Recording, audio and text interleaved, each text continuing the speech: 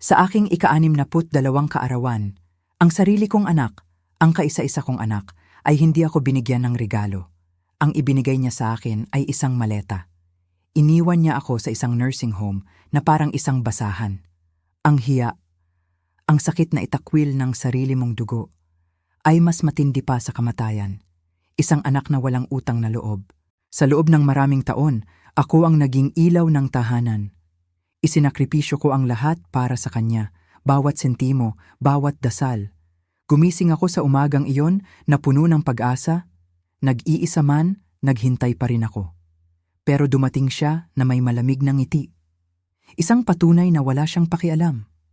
Gusto na lang niya akong mawala. Ang akala nila, isang matandang walang silbi na lang ang inaalis nila. Pero hindi nila alam. May isang lihim. Isang maliit na piraso ng papel na magiging aking lihim na yaman. Ang kawawang lola na kanilang iniwan. Siya na ngayon ang may hawak ng alas. Hindi lang ang kalayaan ko ang kinuha niya. Tinangka niyang nakawin ang aking dangal. Pero hindi ito tungkol sa paghihiganti. Ito ay para sa hustisya.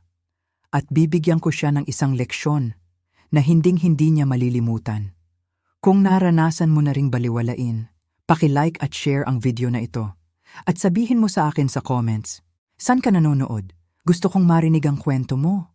Kwentuhan mo ako. Tumigil ako sa pagkain sa loob ng 2 araw. Hindi dahil sa gusto kong gumawa ng eksena o magprotesta. Tumigil ako dahil hindi ko na kayang lunukin ang pagkain o ang katotohanan. Mayroong isang bagay sa pakiramdam na ikaw ay tinatrato na parang wala ka ng silbi. Isang bagay na bumabasag sa isang parte ng iyong kaluluwa na hindi na kailanman mabubuo muli. Pinalaki ko ang isang anak. Nagtayo ako ng tahanan. Nagmahal ako ng buong buo. At ngayon ako ay isang numero na lang sa isang silid. Isang pangalan sa isang pasyente chart. Ang mga nurse dito, mababait naman sila sa pangkalahatan. Pero ang kabaitan ay parang isang uri ng awa kapag ikaw ay nakakulong. Tinatawag nila akong nanay o lola, na parang ako ay 10 taong gulang o 100, na para bang ang pangalan ko, si Elena, ay hindi na mahalaga. Walang nagtanong kung ano ang trabaho ko dati. Walang nagtanong kung ano ang mga hilig ko. Sa kanilang mga mata, isa na lang akong matandang babae na nakatsinelas at palaging may nakakalimutan. Kahit na wala naman akong kahit isang bagay na nakakalimutan. Lalo na ang sakit. Ang kasama ko sa kwarto, si Aling Teresita, ay tulog buong araw at humihilik buong gabi. Bihira siyang magsalita, ngunit kapag nagsasalita siya, ito ay tungkol sa kanyang mga anak. Mga anak na nasa abroad na ilang taon na siyang hindi binibisita. Nakikinig ako dahil alam na alam ko ang hapdi ng paghihintay, ang sakit ng pag-iisa. Sinubukan kong panatilihing matalas ang aking isip. Nanood ako ng balita sa common room at sinagutan ko ang mga crossword puzzle na iniiwan nila sa pasilyo. Binasa ko muli ang isang libro na 2 beses ko nang nabasa. Ngunit may isang parte sa akin na unti-unting lumulubog. Papalalim, papadilim. Hanggang sa ika-4 na araw, nakilala ko si Joy. Hindi niya dapat turno sa araw na iyon. Isang nurse ang nagkasakit. At si Joy, isang bata at masipag na nurse na may kabaitan sa kanyang mga mata, ang pumalit. Kinukuha niya ang aking vital signs nang bigla siyang nagsalita. Ang boses niya ay mahinahon. "Hindi po kayo bagay dito," sabi niya. Natigilan ako at napatingin sa kanya. Ngumiti siya. "Huwag niyo po akong masamain," dagdag niya. "Marami pong mga tao dito ang nangangailangan talaga ng tulong. At okay lang po iyon. Pero kayo po, hindi kayo mukhang isang taong naliligaw." Napapikit ako para pigilan ang biglaang pag-init ng aking mga mata. Nag-usap kami. Tinanong niya ako tungkol kay Ben. Ikinuwento ko ang kaya kong ikwento nang hindi tuluyang bumibigay at nakinig siya. Hindi lang siya tumango, tunay siyang nakinig. Kinagabihan, bumalik siya sa aking silid. May dala siyang isang bagay sa kanyang kamay. Ito po ay pag-aari ni Mang Henley, bulong niya. Isang residente na pumanaw noong nakaraang linggo. Itinuloy niya. Nahanap po namin ito na nakaipit sa loob ng isang Biblia. Walang umangkin. Iyon ay isang tiket ng loto. Isang maliit na piraso ng papel, nakatupi, medyo kulay dilaw na at luma. Natawa ako. Isang tuyo at marupok na tawa. At gusto mong subukan ko ang aking swerte? Tanong ko sa kanya na may bahid ng pait. Kumindat siya. Lola, may utang sa inyo ang mundo, sabi niya. Hindi ko binalak na gawin. Noong una, hindi talaga. Parang isang kalokohan. Ngunit ang pagkainip at ang desperasyon ay kakaibang magkasama. Nang gabing iyon, naghintay ako hanggang sa tumahimik ang pasilyo. Ginamit ko ang isa sa mga lumang desktop computer ng pasilidad sa lounge. Dahan-dahan. Nanginginig ang aking kamay habang tinatype ko ang mga numero. Isa. Napatigil ang aking kamay. Binasa ko ulit ang nasa screen. At binasa ko ulit. At muli, hindi maaari. 850 milyong piso, 850,000 yuan. Tinabon ko ang aking bibig ng dalawang kamay ko para pigilan ang isang sigaw. Lumingon ako sa paligid. Walang tao. Ang katahimikan na sumunod ay nakabibingi. Hindi kagalakan ang naramdaman ko. Hindi. Ang naramdaman ko ay takot. Puro matinding takot. Kung malaman ni Ben, kung may sino mang makaalam. Pinrint ko ang kumpirmasyon. Tinupi ito ng napakaliit at isinuksok sa loob ng aking bra. Ang init ng papel sa aking balat ay parang isang sikreto na nakapapaso. Kinabukasan, hinila ko si Joy sa isang tabi. Kailangan kong makausap ang isang tao ng pribado, sabi ko. Isang taong marunong sa batas. Hindi siya nagtanong kung bakit. Tumango lang siya, may kilala si Joy. Isang abogado na voluntaryo, si Attorney Reyes. Bata, matalino, at higit sa lahat, mapagkakatiwalaan. Naupo kami sa maliit na break room. Inilabas ko ang piraso ng papel mula sa aking bra at ipinakita sa kanya ang kumpirmasyon. Bumulong ako, nanginginig ang boses. Matutulungan mo ba akong mawala?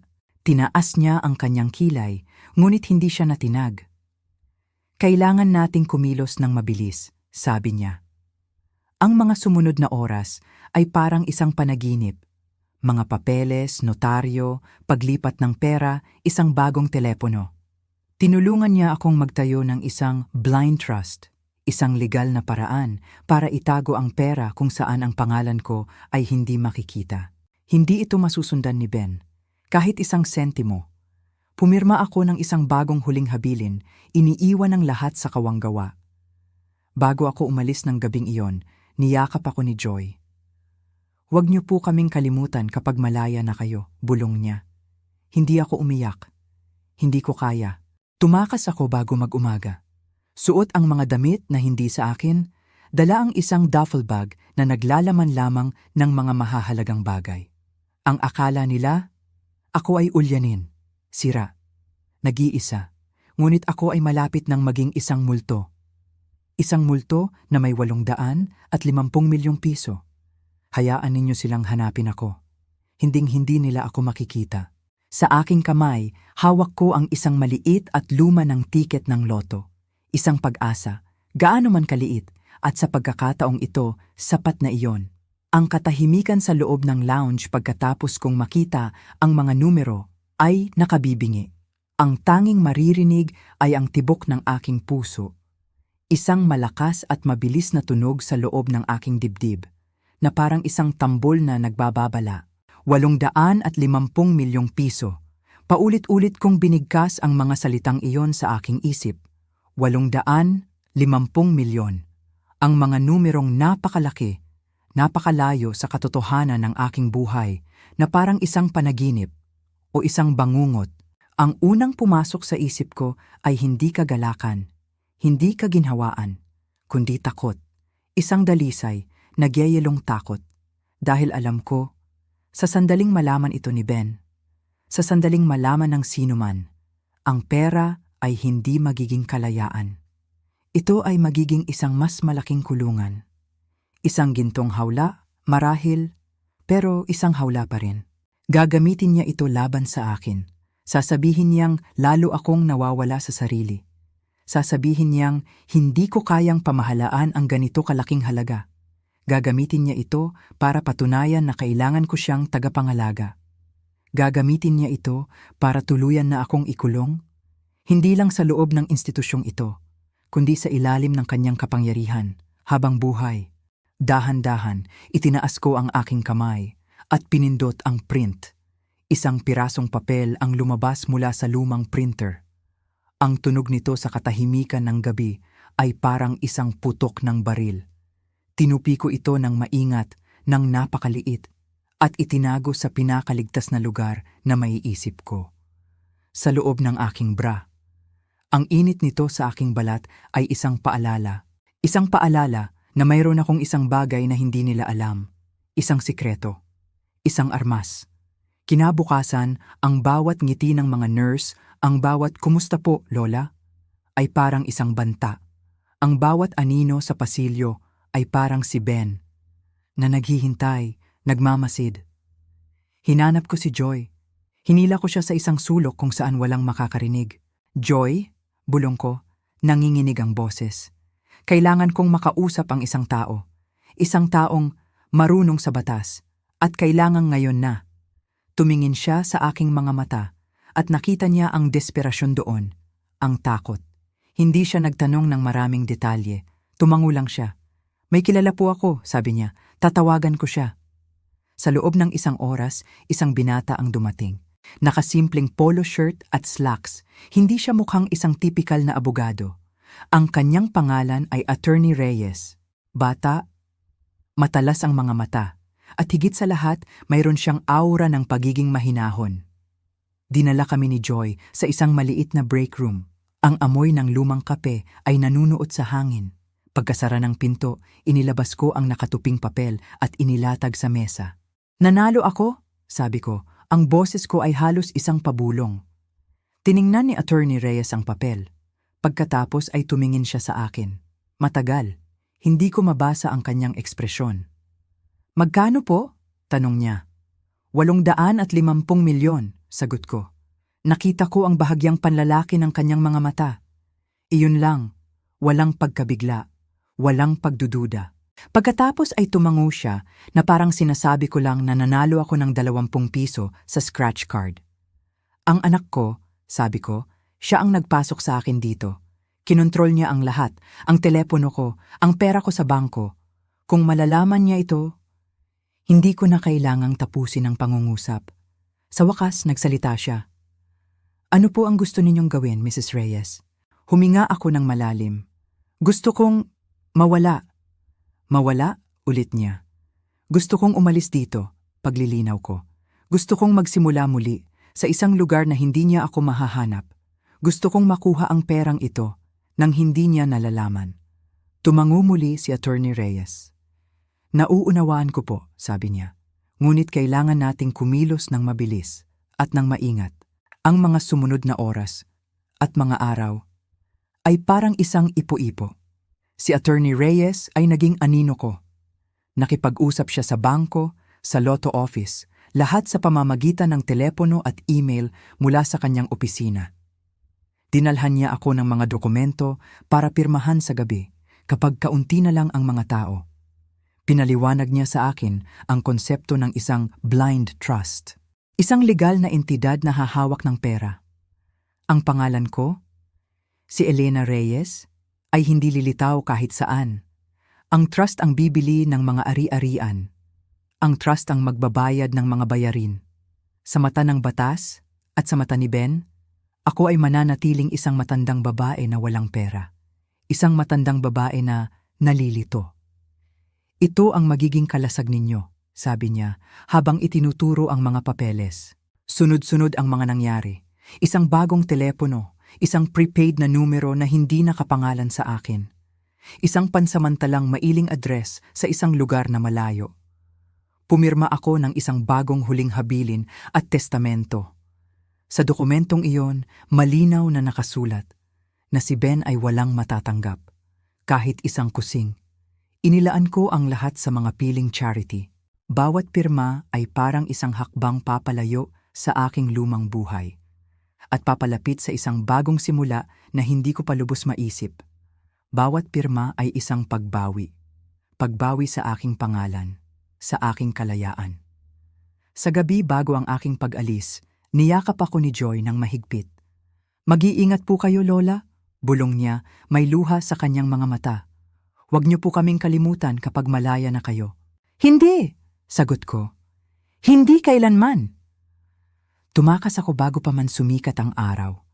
Isang nurse na kasabwat ni Joy ang nagpanggap na dadalhin ako para sa isang early morning check-up. Sa halip, dinala niya ako sa back exit kung saan naghihintay si Attorney Reyes sa isang simpleng kotse. Wala akong dalang marami, isang duffel bag lang na may ilang damit na ibinigay ni Joy. Habang papalayo kami sa Bahay Pag-asa Senior Care, tiningnan ko ito mula sa bintana ng kotse. Ang lugar kung saan ako dinala para mamatay ng dahan-dahan ay siya palang naging lugar ng aking muling pagsilang. Ang akala nila, ako ay mahina, sira, nag-iisa. Ngunit ako ay malapit ng maging isang multo. Isang multo na may 850 milyong piso. Hayaan ninyo silang hanapin ako. Hinding-hindi nila ako makikita. Ang biyahe papalabas ng Batangas ay mahaba, tahimik, at malamig. Nakaupo ako sa likod ng bus, suot ang isang hoodie at salamin, yakap-yakap ang duffel bag na para bang hawak nito ang aking kaluluwa. Sa maraming paraan totoo nga. Hindi ko alam kung saan ako eksaktong pupunta. Ang tanging alam ko lang ay kailangan kong makarating sa isang lugar na sapat ang layo. Isang lugar na walang sino man ang makakahanap sa akin. Hindi si Ben, hindi ang asawa niya, hindi ang mga abogadong malamang ay tinawagan na niya. Tinulungan ako ni Attorney Reyes na bumili ng isang simpleng bahay sa ilalim ng pangalan ng trust. Isang bahay sa isang tahimik na probinsya sa Quezon. Malayo sa kabihasnan, pero may kuryente at tubig. Walang mga CCTV, walang mga kapitbahay na masyadong malapit. Sapat na espasyo sa pagitan ko at ng buhay na aking tinalikuran. Nang tumawid kami sa hangganan ng probinsya, doon pa lang ako nakahinga ng maluwag.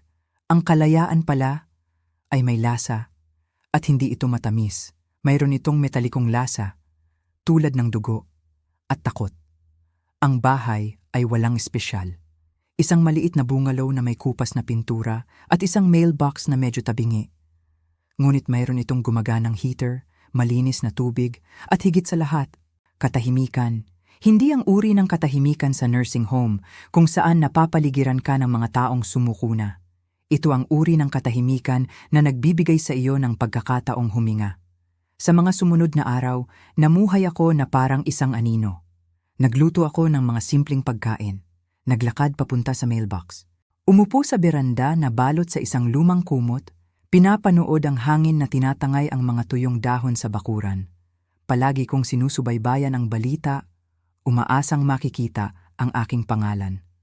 Na walang ginang, nanalo ng milyon-milyon. Anak, iginiit na hindi matino ang pag-iisip ng ina. Pero wala pa. Itinago ko ang tiket ng loto sa isang fireproof na kahon sa ilalim ng sahig sa loob ng aparador. Kasama nito, ang bagong testamento, isang burner phone at isang sulat na naka-address sa kung sino man ang makakahanap nito. Para lang kung sakali. Isang hapon, hindi ko na napigilan ang aking sarili. Gumawa ako ng isang peking Facebook profile, walang litrato, walang kaibigan. Isang pangalan na kinuha ko lang sa hangin at hinanap ko si Ben at nandoon siya. Nakangiti sa kanyang profile picture na para bang walang anumang problema sa mundo. Sa kanyang pinakabagong post, isinulat niya na may kasamang malungkot na emoji. Kung mayroon pong nakakita sa aking ina, si Gingarzar, Elena Reyes, mangyaring makipag-ugnayan sa akin o sa pulisya. Ilang araw na po siyang nawawala. Nag-aalala po kami para sa kanyang kaligtasan. Sa ilalim nito, daan-daang komento. Mga panalangin, mga pakikiramay, mga taong pumupuri kay Ben sa pagiging isang mabuting anak. Natawa ako ng malakas hanggang sa tumulo ang aking mga luha.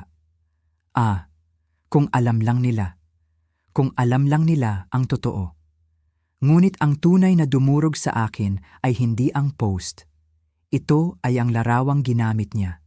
Hindi ito bago. Ito ay kuha 5 taon na ang nakalipas sa isa sa mga huling kaarawan na masaya naming ipinagdiwang. Nakasuot ako ng isang party hat at nakaakbay siya sa akin. Mukha kaming masaya. Napakadali palang umarte ng pagmamahal sa mga litrato.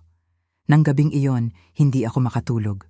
Umupo ako sa sala, nakatitig sa walang lamang fireplace. Ang aking mga iniisip ay paulit-ulit. At habang tumatagal, lalo silang dumidilim.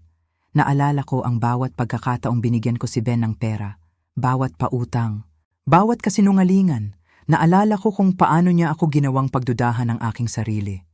Sasabihin niyang, "Nasabi mo na, yan sa akin, Nay." Kahit hindi, "Oh, lagi ka na lang nakakalimot ngayon." Akala ko, tumatanda lang talaga ako. Akala ko, kasalanan ko. Hindi pala. Gusto niya akong magduda sa aking sarili. Para kapag kinuha na niya ang kontrol sa aking buhay, hindi na ako lalaban. Kinabukasan, tumawag ako kay Attorney Reyes. "May kailangan kang malaman," sabi ko. At doon ko sinimulan ng paghukay. Sa tulong niya, nag-request kami ng mga lumang financial document. At doon, sa mga tuyong numero at legal na salita, ko natagpuan ang katotohanan. Hindi ito nagsimula sa nursing home. Nagsimula ito maraming taon na ang nakalipas. Nakita ko ang isang loan document na may petsang 12 taon na ang nakalipas. Isang malaking pautang. Nandoon ang logo ng bangko, nandoon ang selyo ng notaryo, at nandoon ang pirma ko o ang mukhang pirma ko. At sa ilalim nito, ang pirma ng aking yumaong asawa, si Ricardo, at ni Ben. Hindi ko kailanman pinirmahan ang papel na yon at hinding-hindi itatago ni Ricardo ang ganoong utang. Isang malamig na katotohanan ang gumapang sa aking kalamnan. Ninanakawan na kami ni Ben, matagal na. Iyon pala ang dahilan ng mga biglaang problema sa pera, ang mga kinanselang bakasyon, ang mga masamang investment, ang mga tahimik na pagtatalo namin ni Ricardo sa gabi na akala ko ay tungkol sa trabaho. Hindi. Ito ay tungkol kay Ben. Palaging si Ben. Hindi ako umiyak. Hindi sa pagkakataong ito. Ang galit ay isang kakaibang bagay. Minsan, ito ay parang apoy. Ngunit minsan, ito ay parang yelo. Nilalamig nito ang iyong mga ugat at ginagawa kang matatag. Ang liham ay dumating sa isang simpleng puting sobre. Walang return address. Isiniksik sa pagitan ng mga bill ng kuryente at junk mail. Hindi ko sana ito mapapansin kung hindi dahil sa papel. Mas makapal kaysa karaniwan. Mamahalin. Kinabahan ang aking tiyan sa sandaling hawakan ko ito. Sa loob, isang pangungusap lang. Nakasulat sa kamay na kilalang kilala ko. Ang matatalas at pahilis na sulat ni Ben, na para bang kahit ang kanyang ballpen ay nagmamadaling matapos. "Alam ko ang ginawa mo at hindi pa tayo tapos." Binasa ko ito ng 2 beses, 3 beses. Pagkatapos, natawa ako. Hindi dahil sa aliw, kundi dahil ito ang eksaktong kayabangan na inaasahan ko mula sa kanya. Walang, "Kamusta ka na?" Nay, walang, "Nasaan ka?" Isang babala lang o isang banta. Maingat kong tinupi ang sulat at idinagdag sa lumalaki kong folder ng ebidensya. Sa mga oras na ito, halos 3 linggo na akong wala. Inilunsad ni Ben ang tila isang pampublikong kampanya ng pag-aalala. Nagpapa-interview sa mga lokal na istasyon ng balita, gumaganap bilang isang nagdadalamhating anak na naghahanap sa kanyang nalilito at mahinang ina. Nakakatawa sana kung hindi lang ito nakakakilabot. At pagkatapos, tulad ng aking kinatatakutan, ginawa niya ang kanyang susunod na hakbang. Isang opisyal at certified na sulat ang dumating mula sa Korte ng Batangas. Pinirmahan ko ito na nanginginig ang mga kamay at umupo sa mesa sa kusina para buksan. Nagsampa siya ng petisyon para ipadeklarang ako ay mentally incapacitated. Hindi ako makahinga. Pakiramdam ko ay sinuntok ang hangin mula sa aking mga baga. Kasama sa dokumento ang mga testimonya mula sa 2 tao na nagsasabing nagpakita ako ng kakaiba at nakakalitong pag-uugali sa nakaraang taon. Ang isa ay isang dating kapitbahay. Ang isa naman ay isang kaibigan niya mula sa kolehiyo. Isang taong halos hindi ko kilala. Nagsumaytri ng abogado ni Ben ng mga audio clip. mga putol-putol na bahagi ng mga lumang voicemail na iniwan ko noong ako ay nalulungkot o naglalabas lang ng sama ng loob, pinutol at pinagdugtong-dugtong. Pinalabas nila na ako ay magulo, desperado, hindi matatag, at ang pinakamasakit sa lahat, naglakip siya ng isang sulat mula sa isang psychiatrist, isang doktor na hindi ko pa kailanman nakilala, na nagsasabing nag-aalala sa aking pagkawala at paranoid na pag-uugali. Gusto nilang i-freeze ng korte ang aking mga account. Gusto nilang kontrolin ang trust. Gusto nila akong kaladkarin pabalik. Dumating si Attorney Reyes ng gabing iyon. Binasa niya ang lahat, hindi mababasa ang kanyang ekspresyon. Marami tayong kailangang gawin, sabi niya sa wakas. Pero, Ginang Elena, kailangan niyong maging kalmado. Kailangan niyong manatiling matalas. Inaasahan nilang magpapanik kayo. Tumango ako, manhid na para umiyak. Ang mga sumunod na araw ay parang isang bagyo. Kumuha si Attorney Reyes ng isang bihasang litigator para tulungan kami.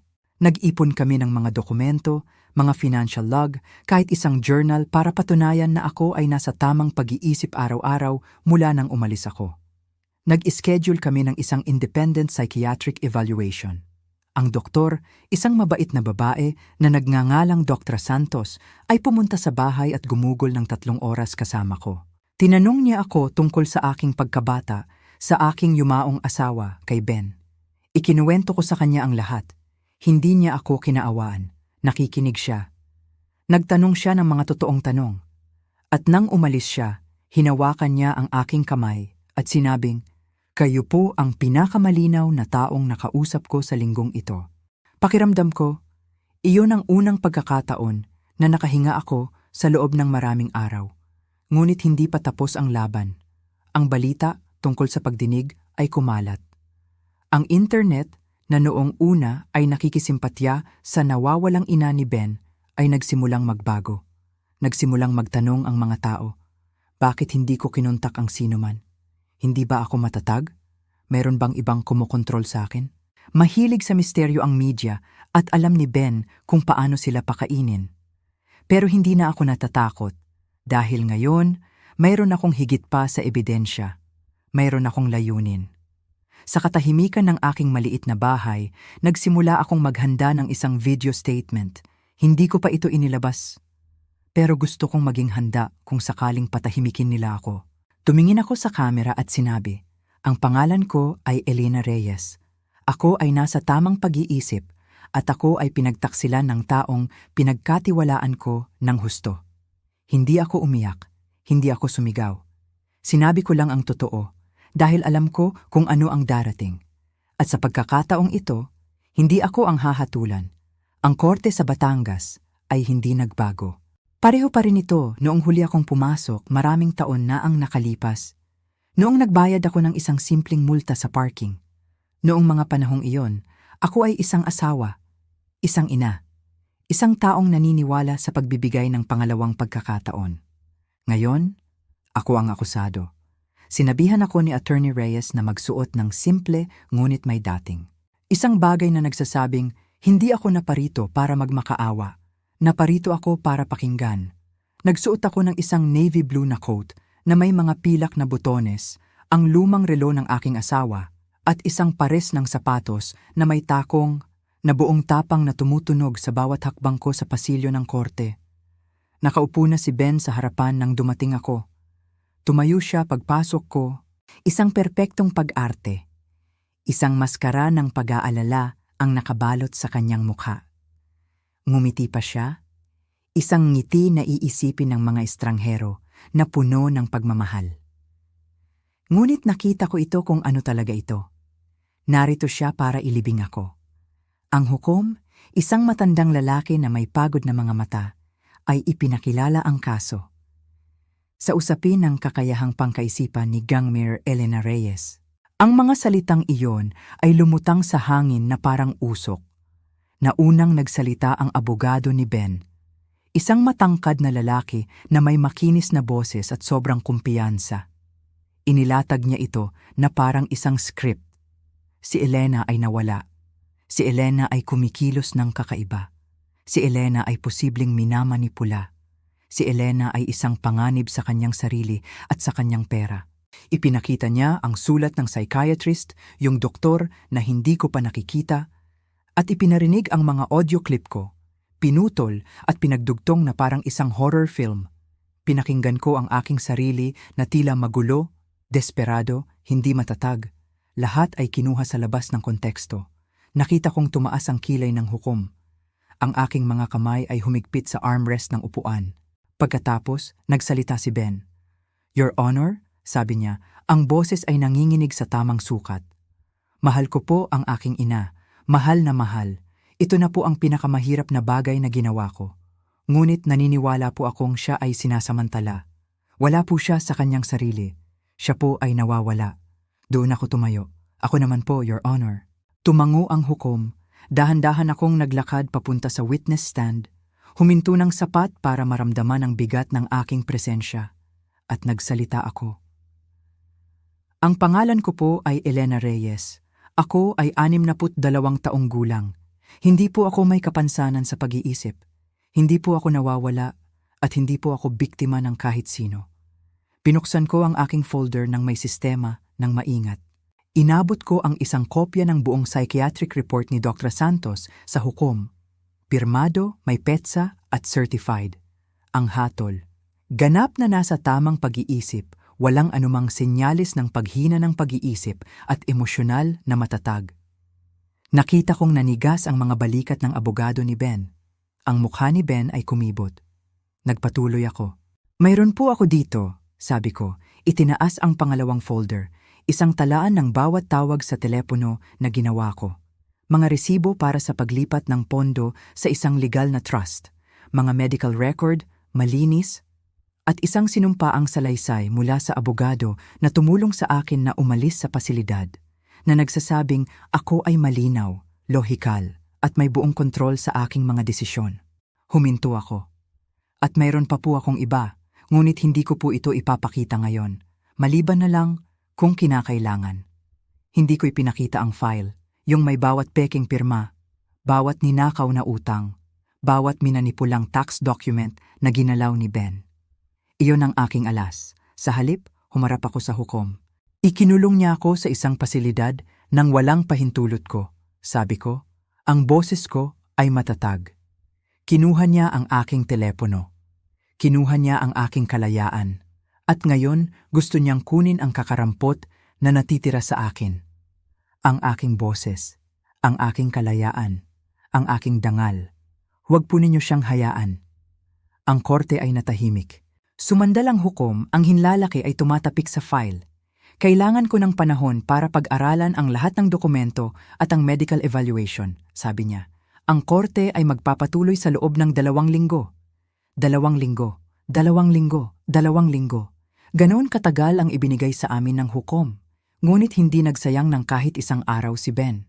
Ilang oras lang pagkatapos umalis sa korte, dinoble niya ang kanyang pampublikong kampanya.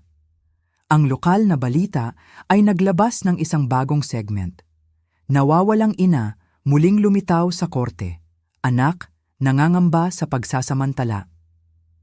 Nagsalita si Ben ng direkta sa kamera. Mamasa-masa ang mga mata. Nanginginig ang boses. "Gusto ko lang pong siguraduhin na ligtas ang aking ina," sabi niya. "Marami po siyang pinagdaanan. Hindi po siya nag-iisip ng malinaw at natatakot po ako na may mga taong may masamang intensyon sa paligid niya."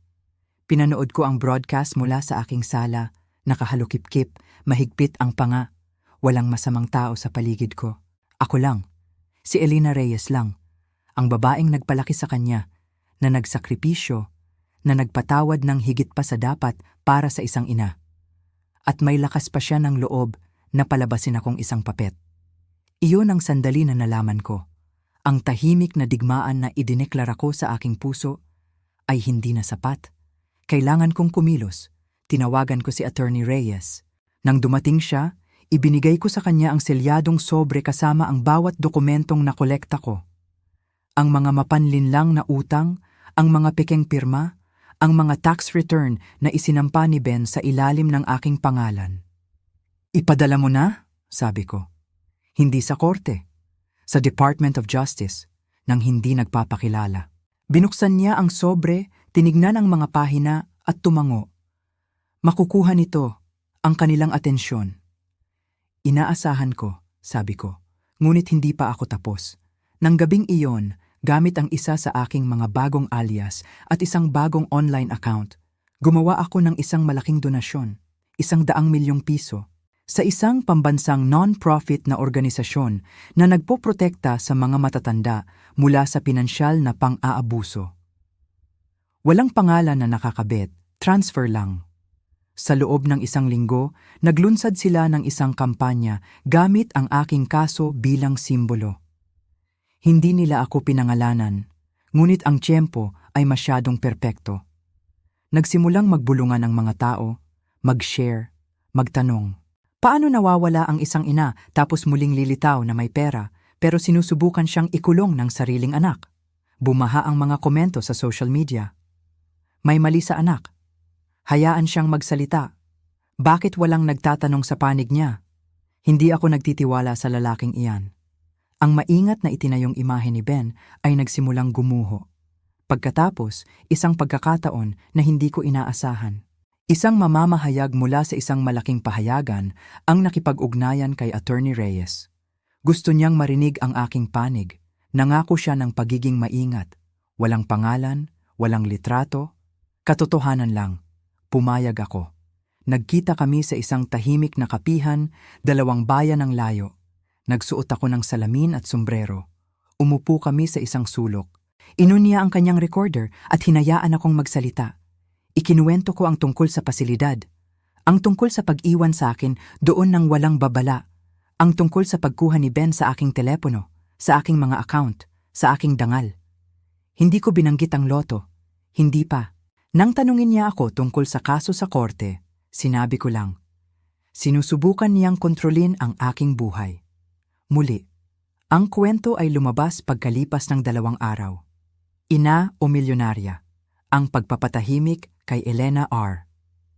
Hindi nagtagal at nagdugtong-dugtong ang mga tuldok. Nagsimulang mag-isip ang mga tao online. Ang nawawalang ina ba ang hindi kilalang donor? Ito ba ang dahilan kung bakit gusto siyang ipadeklarang walang kakayahan ng kanyang anak? Mas maraming bulungan, mas maraming pagdududa, at nanatili pa rin akong tahimik dahil ang pagbagsak ni Ben ay hindi magmumula sa isang akusasyon. Ito ay magmumula sa isang pagtutuos. 2 araw bago muling magpulong ang korte, nakatanggap ng tawag si Attorney Reyes. Mula ito sa Department of Justice. Natanggap nila ang aming anonymous file at magbubukas sila ng isang kaso. Hindi pa alam ni Ben, ngunit habang nagtatayo siya ng isang kastilyo ng mga kasinungalingan sa mga korte at kamera, sinusunog ko ang pundasyon at ang mga apoy ay papalaki na. Ang pangalawang pagdinig ay mas malamig. Hindi dahil sa panahon, kundi dahil may nagbago sa hangin sa paligid namin. Pumasok si Ben sa korte na hindi na gaanong kampante. Ang kanyang mga balikat ay hindi na kasing taas. Ang kanyang abogado ay bumubulong ng apurahan habang paupo sila. Nakita nila ang artikulo, nakita nila ang pagbabago online, nararamdaman na nila ang mga bitak. Umupo ako ng mahinahon, ang aking folder ng mga dokumento ay maayos na nakapatong sa aking kandungan. Hindi na ako natatakot, galit ako. Hindi ang uri ng galit na sumisigaw, kundi ang uri na nagiging matalas at tumpak. Sa pagkakataong ito, kami ang nauna. Binuksan ni Attorney Reyes ang aming panig sa isang pahayag na nagpatahimik sa buong korte. Your Honor, simula niya, mula noong huling pagdinig, natuklasan namin sa pamamagitan ng lehitimong mga pampublikong talaan na ang petitioner, si G. Ben Reyes, ay kasalukuyang nasa ilalim ng federal na investigasyon para sa maraming krimen sa pananalapi, kabilang ang maling paggamit ng pagkakakilanlan at pandaraya sa buwis. Inabot niya sa hukom ang isang kopya ng public case docket. Agad na tumayo ang abogado ni Ben para magprotesta. Ang investigasyong iyan ay walang kinalaman. Itinaas ng hukom ang isang kamay. Umupo ka. Napigil ng korte ang kanilang hininga. Pagkatapos ay dumating ang tunay na dagok. Si Dr. Santos, ang aking independent evaluator, ang sumalang sa witness stand. Kalmado, matalino, direkta. Kinumpirma niya na hindi lang ako may kakayahang pangkaisipan, kundi matatag din sa emosyon at ganap na may kamalayan sa aking mga desisyon. Kabilang ang aking pagpili na umalis sa nursing home. Hindi lang siya malinaw mag-isip, sabi ni Dr. Santos. Siya ay sinadya. Mapag-isip, walang anumang medikal na basehan para sa anumang deklarasyon ng kawalan ng kakayahan. Tiningnan ko si Ben. Ang kanyang mga kamay ay nakakapit sa mesa nang napakahigpit na namumuti ang kanyang mga buko. Ang kanyang maskara, ang maingat na itinayong harapan ng pag-aalala, ay natatanggal na bawat segundo.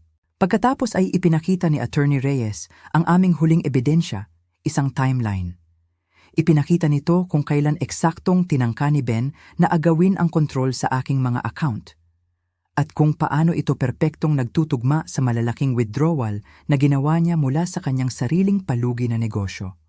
Nagkataon lang? Hindi. Sinuri ng hukom ang lahat sa katahimikan. Binigyan ng pagkakataon si Ben na sumagot. Tumayo siya, basag ang boses. May sakit po ang aking ina. Malinaw na minamanipula siya ng kung sino. Hindi po siya kikilos ng ganito maliban kung siya ay nalilito o hindi matatag. Ito ay hindi siya. Tumayo ako noon at direkta siyang hinarap. Ako siya, sabi ko. Natahimik ang lahat. Ako ang babaeng nagpuyat kasama mo nung may trangkaso ka sa edad na 6. Na isinuko ang mga bakasyon, na isinangla ang mga alahas para mabayaran ang iyong mga klase sa kolehiyo, na nagluto ng iyong paboritong pagkain kahit na hindi ko kayang bumili ng grocery para sa aking sarili. Ako siya, at iniwan mo ako sa isang pasilidad na parang wala akong halaga. Humarap ako sa hukom. At ngayon, Your Honor, hinihiling ko po na hayaan ninyo akong patunayan na hindi ako walang halaga.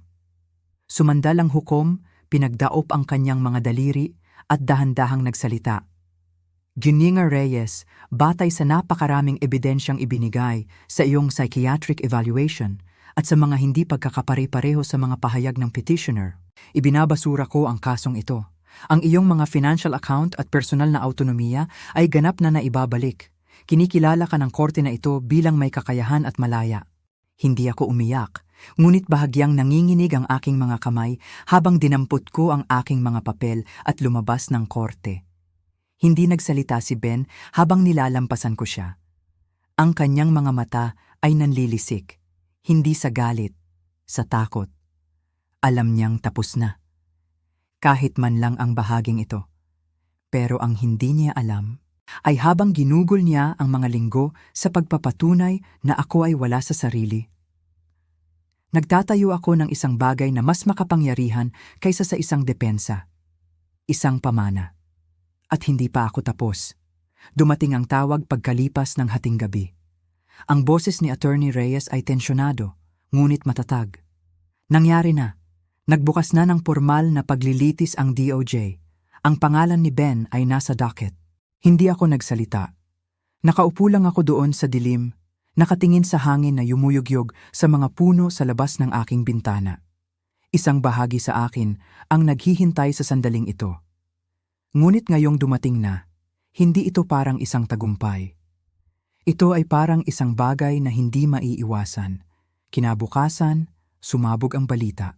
Anak sa kontrobersyal na kaso ng elder abuse, nasa ilalim ng federal na investigasyon. Ang pangalan ko ay hindi direktang nabanggit, ngunit ang mga tuldok ay masyadong magkalapit para hindi pagdugtungin. Nanatili akong tahimik sa loob ng 2 araw. Ngunit ang katahimikan ay hindi hustisya. Panahon na. Nakipag-ugnayan ako sa mamamahayag na kumausap sa akin noon. Sinabi kong handa na akong magsalita. Sa pagkakataong ito, sa harap ng kamera, walang mga alias, wala ng mga anino. Ang panayam ay naka-schedule para sa susunod na Biyernes. Pambansang balita. Sa araw ng panayam, simple lang ang aking suot.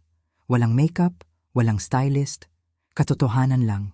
Umupo kami sa isang tahimik na studio. Sumandal ang mamamahayag. Elena, alam na ng mundo ang mga headline, pero ang hindi nila alam ay ang puso nito. Bakit ngayon? Tumingin ako ng direkta sa kamera. Dahil hindi lang ito tungkol sa akin, sabi ko. Ito ay para sa bawat magulang na nagbigay ng lahat at pagkatapos ay itinapon. Bawat nakatatanda na binaliwala, binura o ikinulong sa ilalim ng dahilan ng pagmamahal.